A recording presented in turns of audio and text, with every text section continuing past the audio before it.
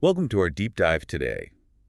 We're going to be looking at Ralph Waldo Trine's Creed of the Open Road. Oh, yeah. It's a fascinating set of guidelines for life. I mean, it's philosophical, Hmm. it's a bit poetic, and it's packed with advice on navigating life's journey. Absolutely. And we're going to kind of break down these principles, highlight the most intriguing parts, and kind of explore what they might mean for you today. Yeah, this creed was actually written way back in the early 1900s by Oh, wow. an American author named Ralph Waldo Trine. All right.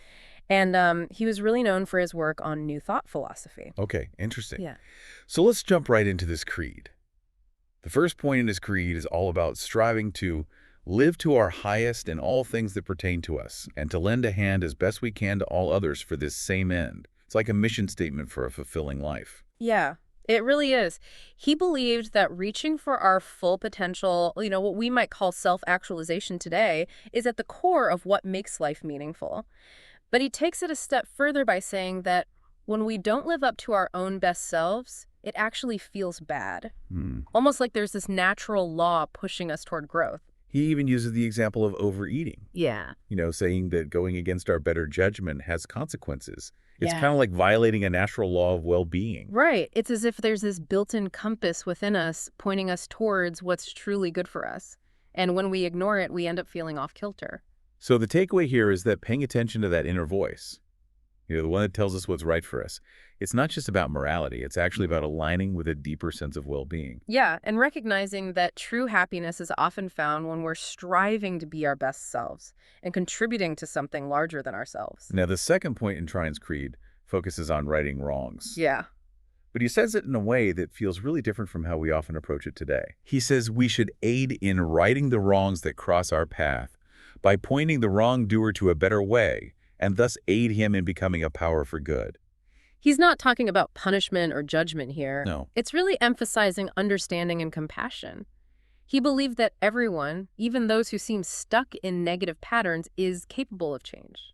It's like he's saying that instead of focusing on the wrong itself, we should focus on helping the person see a better path. Think about it this way. Have you ever been in a situation where someone was trying to correct you, but they did it in a way that felt really judgmental or harsh? Oh, yeah. It probably made you defensive, right? Totally. But if someone approaches you with empathy and a genuine desire to help you see things differently, it's much more likely to resonate with you. Exactly. Trine believed that seeing the potential for good in everyone, even those who have made mistakes, is essential for creating positive change. Okay, so point number 3 is where things get really interesting. Trine writes, to turn toward and to keep our faces always to the light, knowing that we are then always safe and that we shall travel with joy the open road. It's all about embracing optimism and resilience, Right. even when we're facing challenges. And this is where we see Trine's connection to New Thought philosophy, Okay. which really emphasizes the power of positive thinking. He believed that our thoughts can actually shape our reality. Wait, so he's saying that if we focus on the positive, we're more likely to attract good things into our lives. Yeah, and it's not just about wishful thinking. It's about cultivating a mindset that allows us to see possibilities even when things are tough. He actually uses the analogy of the reflex nerve system to explain this. Okay, how so? Well, he says the more we make an effort to look for the positive, the easier it becomes over time. So it's like building a mental muscle. Exactly. Yeah. It's about training our minds to look for the light even when things are dark. And he doesn't sugarcoat things either. He acknowledges that life has challenges, but he argues that we can choose to face those challenges with a sense of hope and even joy. He emphasizes patience and steadfastness, finding that inner strength that allows us to keep moving forward even when the road gets bumpy. This resonates so much with me, especially in our world today. Yeah. We're constantly bombarded with negativity. It's like a reminder that we have the power to choose our own perspective. And that leads us to Trine's fourth point, which is all about connecting with nature. Okay. He writes, to love the fields and the wildflowers, the stars, the far open sea, the soft warm earth, and to live much with them alone, but to love struggling and weary men and women and every pulsing living creature better. It sounds like he's saying we need to find a balance between solitude in nature and connection with other humans. That's a really good way to put it. It's interesting how relevant this is today because we're hearing so much about the importance of mindfulness, disconnecting from technology and reconnecting with the natural world. It's like Trine was ahead of his time. He recognized that spending time in nature rejuvenates us and allows us to come back to our relationships with a sense of renewed appreciation. It's about nourishing ourselves, both through solitude and through meaningful connection with others. And that brings us to his emphasis on independent thinking. Points 5 and 6 really dive into this, right? Yeah, he encourages us to do our own thinking, to form our own opinions while still being open to the perspectives of others. He even quotes Robert Louis Stevenson, who said, "To be what we are and to become what we are capable of becoming is the only end of life."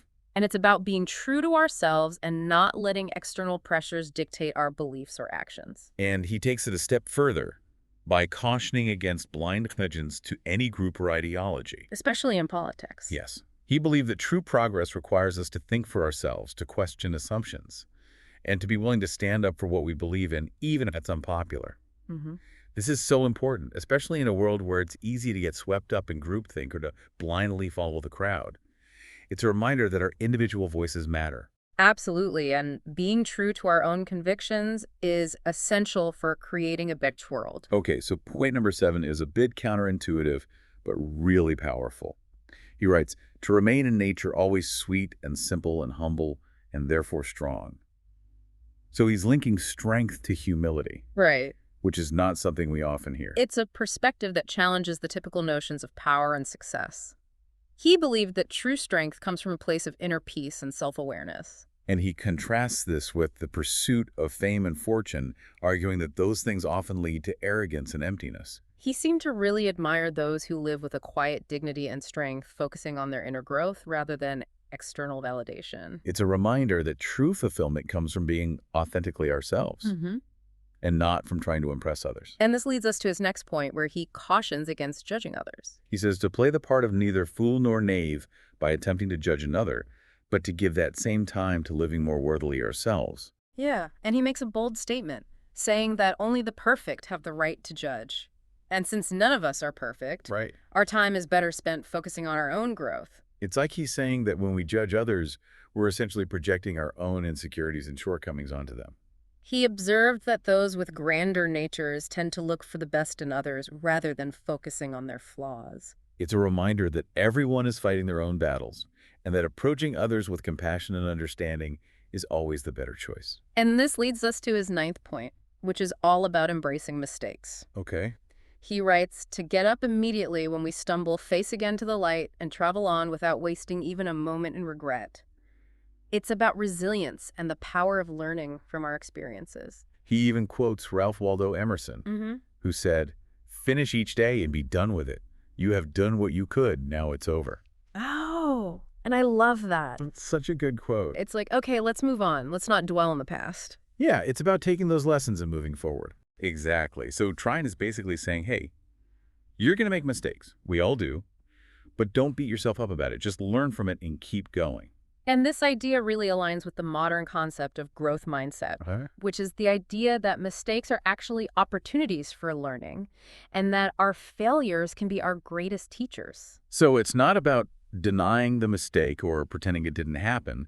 It's about reframing it as a valuable learning experience. And this is where Trine's emphasis on positive thinking comes into play again. It's not about ignoring the negative. It's about choosing to focus on what we can learn from the experience and how we can grow from it. It's about turning toward the light even when we're feeling lost or discouraged. Exactly. Now, Trine's 10th point gets a little more spiritual. He encourages us to love and to hold due reverence for all people and all things, but to stand in awe or fear of nothing save our own wrongdoing. So this is where he delves into the idea of connecting with something larger than ourselves. Yeah, a force he often refers to as the divine. But it's important to note that he wasn't necessarily talking about a specific deity or religion, right? No, he was referring to a universal principle of connection to something greater. So it could be interpreted as connecting with nature, with our deepest values, or even with the collective good of humanity. Exactly. It's about tapping into a source of wisdom and guidance that transcends our individual ego and connects us to something more meaningful. But how do we actually do that? Yeah. How do we cultivate that sense of connection in our daily lives? Well, Trine himself was a big advocate for practices like meditation, spending time in nature, and engaging in acts of service to others. Things that can help us quiet the mind. get out of our own heads and connect with something larger. And these practices are just as relevant today as they were in Trine's time. In fact, I think we're seeing a resurgence of interest in these things, mindfulness meditation and connecting with nature as people are searching for ways to cope with the stress and overwhelm of modern life. It's like we're rediscovering these ancient truths in a world that desperately needs them. And I think that speaks to the enduring power of Trine's philosophy. He recognized that these practices are essential for living a balanced and fulfilling life. Welcome back to our deep dive into Ralph Waldo Trine's Creed of the Open Road. It's amazing how much wisdom he packed into these 16 points, and we've only covered the first 10. It's incredible how relevant his ideas still are today. Okay, so in the last part, we were talking about the power of thought and connecting with something greater than ourselves. Where do we go from here? Well, let's pick up with point number 11, which is all about seeing the good in everyone and everything. Trine writes to recognize the good lying at the heart of all people, of all things, waiting for expression all in its own good way and time. It's a really optimistic view of human nature, isn't it? It is. He believed that even those who might seem difficult or challenging have an inherent goodness within them. Maybe it's not always obvious, or maybe it's hidden beneath layers of hurt or pain, but it's there. So it's about looking beyond the surface and seeing the potential for good in everyone. Exactly. And it's about having patience and understanding. People are at different stages of growth, and some might need more time or support to express their best selves. It's a good reminder for all of us to approach others with a little more compassion and a little less judgment. Absolutely. And I think this leads nicely into Trine's next point, which is all about balance and moderation. Okay, points 12 and 13 deal with this, right? They do.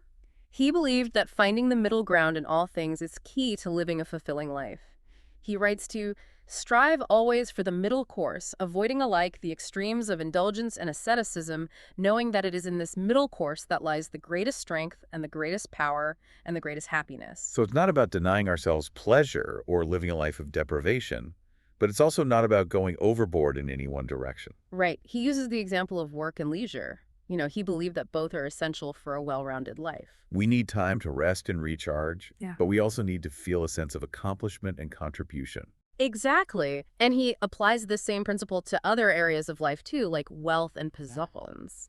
He wasn't against having money, but he cautioned against becoming obsessed with material things. It's about finding that sweet spot where we have enough to meet our needs and enjoy life, but we're not letting material possessions define us. And I think this ties in beautifully with his emphasis on simplicity and humility that we talked about earlier.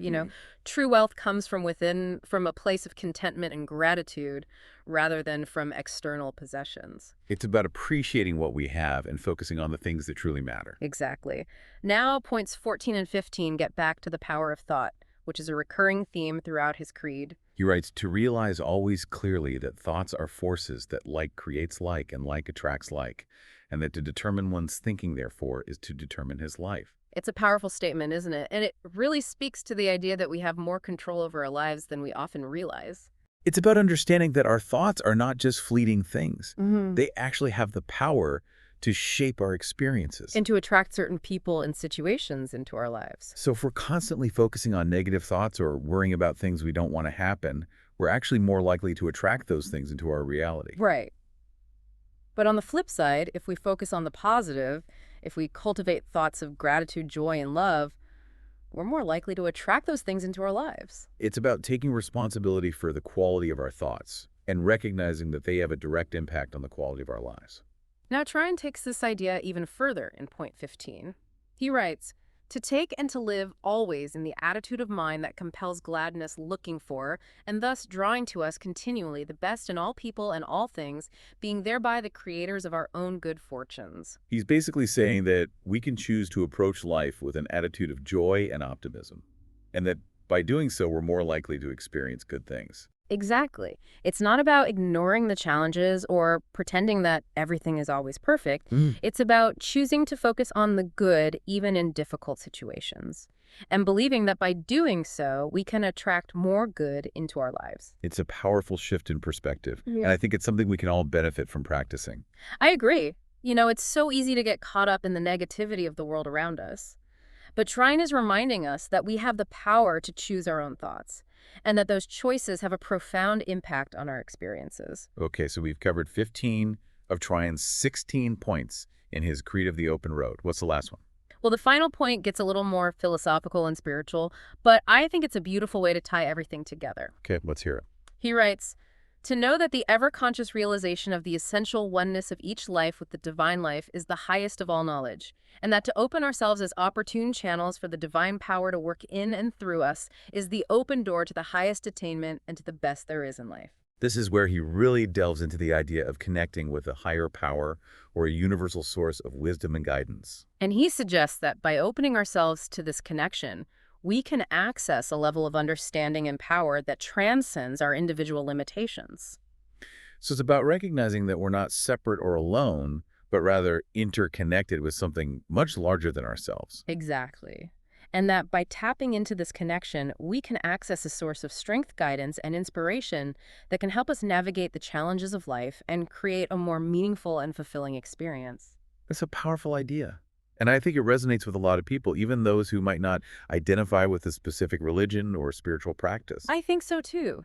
There's something deeply comforting and empowering about the idea that we're not alone in this journey, that there's a force of good that we can tap into for support and guidance. It's like having a cosmic backup system. Exactly. And I think that's a beautiful note to end on. Trine's Creed of the Open Road is ultimately a message of hope and empowerment.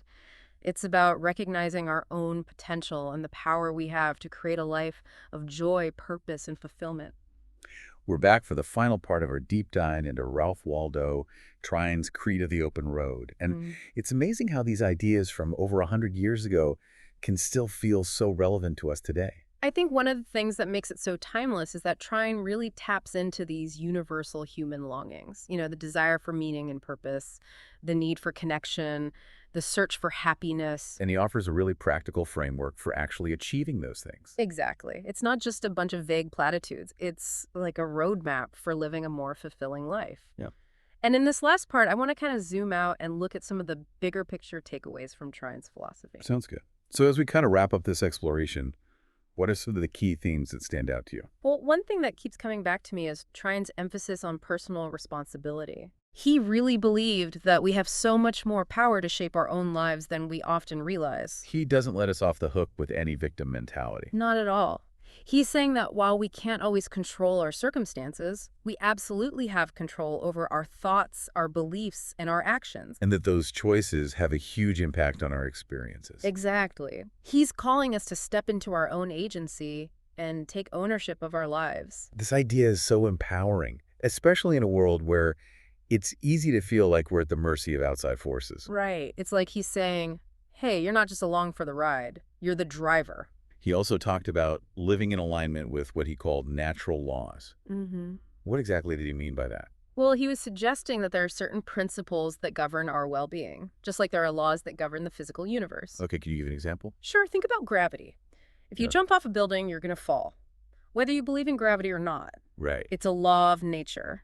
And in the same way, there are principles that govern our emotional, mental, and even spiritual well-being. So if we ignore those principles, we might experience negative consequences, even if we don't intend to. Exactly. It's not about punishment. It's about understanding that our actions have natural consequences, and that when we live in harmony with those principles, we naturally thrive.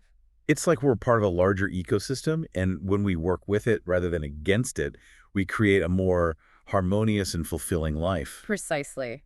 And the key is to recognize that these laws aren't some arbitrary set of rules. They're inherent to the nature of reality. Okay, so how do we figure out what these natural laws are and start living in alignment with them? Well, try and believe that each of us has an inner compass that can guide us if we learn to listen to it. And it starts with paying attention to what feels right for us. So tuning into our intuition. Exactly. He believed that intuition is our direct line to a higher wisdom, and that by developing our intuition, we can make choices that are in our best interest. This brings us back to something we've talked about a lot, the power of thought. Trine was pretty adamant about this, wasn't he? He saw thoughts as incredibly powerful forces that shape our experiences and even attract certain people and situations into our lives. So it's not just about positive thinking. It's about understanding that our minds are constantly creating our reality. Right, and that means taking responsibility for the thoughts we choose to entertain. Try and believe that by consciously directing our thoughts toward the good, the true, and the beautiful, we can create a more positive and fulfilling life. I love that. It's like we're holding a paintbrush and our thoughts are the colors. That's a great analogy. And just like a painter wouldn't intentionally use dull or muddy colors if they wanted to create a vibrant and beautiful painting, we wouldn't want to fill our minds with negative or limiting thoughts if we want to create a joyful and fulfilling life. Try and also emphasize the importance of balance in all areas of life. Yeah, he believed that excess in any area could lead to suffering. He encourages us to find a middle ground in our work, our relationships, our pursuit of pleasure, and even our spiritual practices. It's about creating a life that feels whole and integrated, honoring all aspects of ourselves without going to extremes. And recognizing that true happiness often comes from a sense of balance and harmony, rather than from chasing fleeting pleasures or external validation. As we've been talking, I've been thinking about how Trine's philosophy feels so relevant to our world today. We're facing so much uncertainty and division and anxiety. I agree. His message of personal responsibility, connection to something greater, and choosing love over fear feels incredibly timely. It's like he's offering us a roadmap for navigating these challenging times with more grace, resilience, and compassion. Exactly. And his message is ultimately one of hope and empowerment. He believed that each of us has the potential to create a better world for ourselves and for future generations. It's really inspiring, and I think it's a perfect note to end on. Trine's Creed of the Open Road isn't just a set of principles, it's an invitation to embark on a journey of self-discovery and growth. And to embrace the possibilities that come with living a life aligned with our highest ideals. So to our listeners, as you continue on your own journey, we encourage you to revisit Trine's words, explore his ideas, and see how his philosophy might resonate with you. Maybe you'll even be inspired to create your own creed for living, a set of guiding principles that help you navigate the open road of life with purpose and joy. Thanks for joining us for this deep dive into Ralph Waldo Trine's Creed of the Open Road. We hope you found it insightful and inspiring. Until next time, keep exploring, keep learning, and keep growing.